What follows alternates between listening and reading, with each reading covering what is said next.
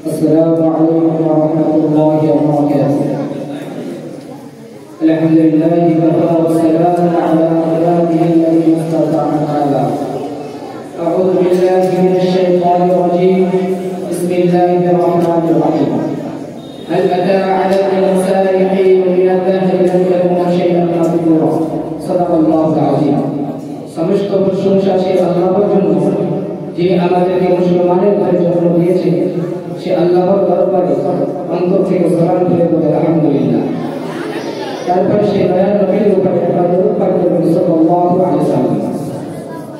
আমি কোরআন থেকে কিছু আলোচনা করি, আমার বক্তব্য ইনশাআল্লাহ এটি করব ইনশাআল্লাহ। আল্লাহ রাব্বুল আলামিন বলেন কাইফা তাকফুরুনা বিল্লাহি ওয়া কুনতুম আমওয়াতান ফাআহইয়াকুম থুম্মা ইউমীতুকুম থুম্মা ইউহয়ীকুম থুম্মা ইলাইহি তুরজাউন। হে মানুষ, কিভাবে তোমরা কুফরি করো, অস্বীকার করো, আল্লাহর সাথে নাফরমানি করো? কিভাবে করো? যে আল্লাহ তোমাদেরকে জীবিত করেছেন, তুমি ছিল মৃত্যু, তোমাকে আল্লাহ জিন্দা করেছে।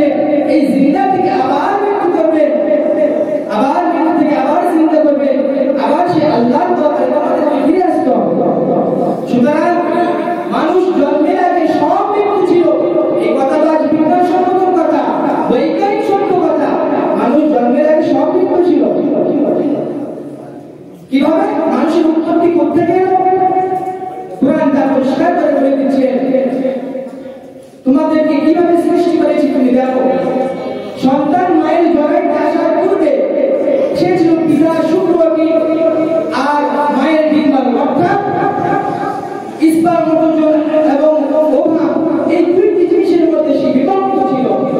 মায়ের শুক্রবতী আর পিতার মায়ের এবং পিতার পৃষ্ঠদেশ থেকে সবাইকে নির্গত এক ফোঁটা পানি দিয়ে আমি আল্লাহ পাক তাকে সৃষ্টি করেছি। কোরআন বলছে হাল আতা আলাল ইনসানি হিনুম মিনাদ দাহরি লাম ইয়াকুন শাইআন মাযকুরা। মানুষের জীবনে কি এমন এক সময় এসেছিল না যখন সে উল্লেখযোগ্য বিষয়বস্তু হিসেবে পরিগণিত ছিল না? তার কোনো নাম ছিল না, পরিচয় ছিল না, কিছুই ছিল না। দুনিয়া কেউ তোমাকে জানতো না, চিনতো না।